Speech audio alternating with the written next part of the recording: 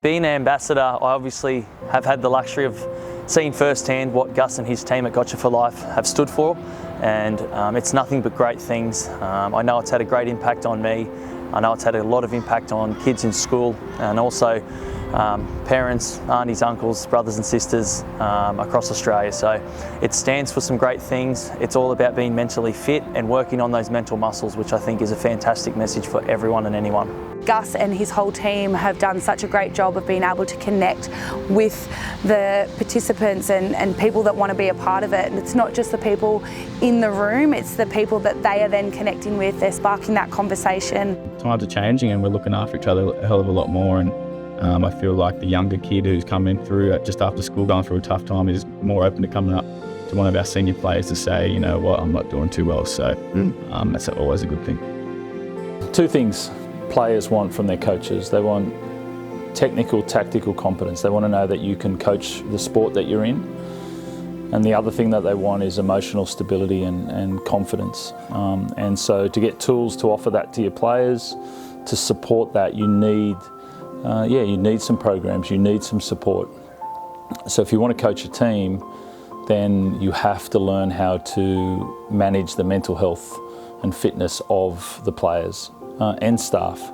And so if you can do those two things in coaching, you can coach a good team and you can go a long way. We had a workshop. One young man stood up and told the room that he tried to take his own life 3 times. The most recent time had been, I think it was 3 weeks prior.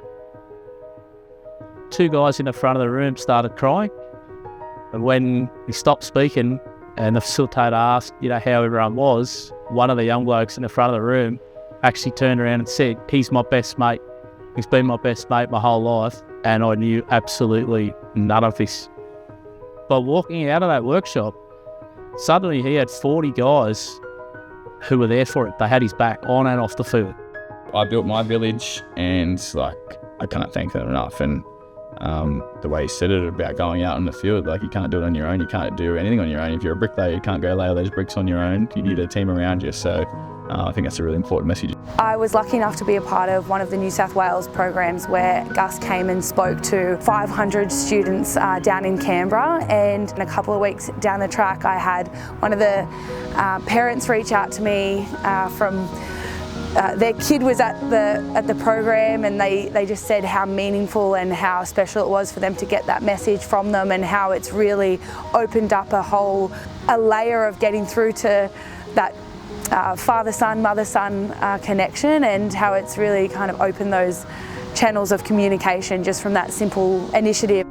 Yeah, and he came and delivered a nice chat to our players and our whole staff at the club, and a lot of the players and staff walked out of that chat and said that was probably one of the best chats we've had. Yeah, that speaks volumes for itself. So I think it's really important that we keep spreading the message. I think overall, it's a really good theme is making sure that you've got good people at your club and you're working towards being mentally fit, which is going to help everyone in your environment.